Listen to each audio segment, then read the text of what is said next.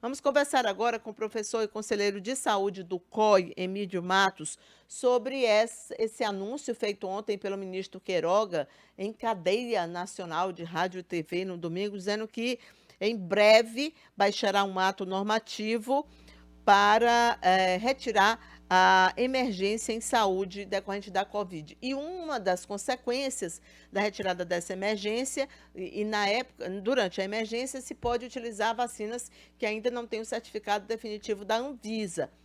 Por exemplo, se a emergência caísse hoje, a Coronavac não poderia mais ser aplicada. Uma vacina que os últimos estudos mostram tem se apresentado como extremamente eficiente. Esse é apenas um aspecto. Mas eu queria saber, Emílio, a sua opinião. Já vi que alguns conselheiros, né, do CONAS, por exemplo, são contrários. Acho que deveria haver uma discussão, um debate maior e não apenas um ato normativo. O que é que você pensa sobre a retirada dessa emergência? Bom dia. Bom dia, Cíntia. Bom dia a todas e a todos. Bom, Cíntia, o pronunciamento de ontem, ele traz muito mais questionamentos do que aponta caminhos, né? Então, é um pronunciamento que diz que vai ser feito um ato normativo, mas não especifica exatamente o que vai ter nesse ato normativo. Então, hoje a gente está sem saber exatamente qual é o sentido desse novo ato. Fato é que ele está em desacordo com o que disse a OMS recentemente, Isso. dizendo que não é o momento de baixar guarda em relação à pandemia de Covid-19. É claro que nós estamos num outro momento, e isso se deve à vacinação, à imunização da população. Um fato muito importante, o Piauí vacina melhor do que a França, a Holanda, a Finlândia, a Áustria, países de primeiro mundo. Então, isso é um ponto muito positivo para a gente.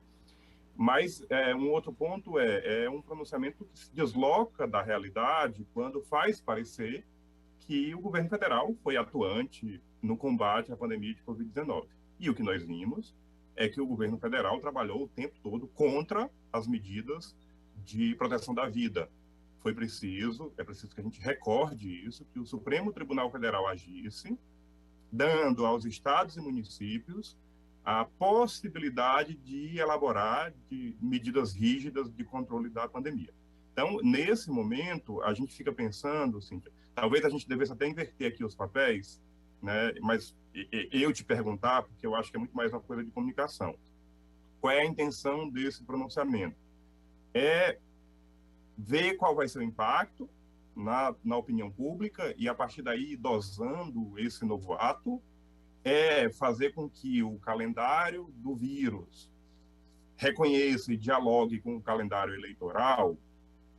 São perguntas retóricas, né? Nós não sabemos como responder. Mas o fato é que a gente vive um novo momento, e se o reconhecimento de emergência em saúde pública de interesse nacional for modificado, esse ato for modificado, tem algumas consequências, sobretudo para os governos estaduais e municipais, porque, de fato, o governo federal nunca tratou a pandemia como uma emergência. Então, para o governo federal, não faz muita diferença. Para os governos estaduais e municipais, faz muita diferença, porque isso modifica a forma de fazer compras, por exemplo, de contratar pessoal de maneira emergencial. Então, isso traz uma mudança muito grande. Por exemplo, foi essa medida que permitiu que os estudantes da área de saúde que estivessem nos últimos períodos, com 75% do curso concluído, pudessem antecipar as suas formaturas. E essa foi uma medida importante para que nós tivéssemos no mercado de trabalho profissionais para atuar naquele momento mais crítico da pandemia. Então, isso tem consequências. Você falou da vacina. Recentemente, o Ministério da Saúde pediu à Anvisa que estendesse por um ano a autorização emergencial da Coronavac, que é a vacina, né, no Brasil que ainda está autorizada em caráter emergencial. As outras já estão com autorização definitiva. A Anvisa ainda não se pronunciou se vai estender por mais um ano. Então, nesse momento, a gente tem muitas dúvidas, mais dúvidas do que respostas sobre esse pronunciamento do ministro. Entendi. É mais ou menos nessa linha mesmo que eu tenho ouvido as autoridades, as demais autoridades de saúde, todo o pessoal dos comitês que tem trabalhado e dos conselhos também. Emílio, queria lhe perguntar aqui em relação ao Piauí, a gente teve também decisões importantes nos últimos dias, como a retirada da obrigatoriedade do uso da máscara, Queria saber como você avalia que está o posicionamento, das pessoas, né. Eu percebo muita gente ainda usando, muita gente mesmo. Eu creio inclusive que a maioria segue ainda usando a máscara. Eu queria que você avaliasse esses últimos dias, dessa decisão que foi tão pensada, né, foi protelada, estendida em alguns tempos, criticada por muitos, mas que parece ter vindo no momento em que o Estado, de fato, está sob controle ou está conseguindo controlar a doença, né. Bom, sim, a percepção é essa mesmo, felizmente. Parece que a população entendeu que a máscara é efetiva e, de fato, protege. O COI estadual estabeleceu critérios objetivos para tomar medidas tanto mais restritivas quanto que flexibilizem mais. O que a gente tem feito é seguir esse protocolo que foi estabelecido. Então, na última reunião do COI, nós apresentamos os dados da pandemia no mundo, porque nós nunca podemos dissociar o que está acontecendo no mundo. Por exemplo, Xangai, na China, está com 25 milhões de pessoas em confinamento, que teve um surto lá. Então, a gente analisou, eu apresentei esses dados para os demais membros do COI, com países de todos os continentes, para a gente entender a dinâmica da pandemia no mundo, e aí a gente verifica que tem alguns países com dados muito bons, outro com um número de casos ainda muito alto. Depois a gente analisou o cenário do Brasil para finalmente chegar no Piauí, e dentro do Piauí, olhar para os 11 territórios de saúde, não para o Piauí como uma média. Então, a gente precisa ter essa análise criteriosa para tomar as medidas. E o que a gente observa, Cíntia? Que, de fato, nós estamos num momento muito melhor em número de casos, em número de óbitos. A ocupação de leitos hospitalares reduziu bastante à medida que a gente foi avançando com a imunização. Qual é o ponto que nos preocupa ainda? É a dose de reforço. Então, eu acabei de atualizar os dados, Cíntia, e nós temos hoje, no Piauí, 66 municípios com mais de 60% da sua população com dose de reforço.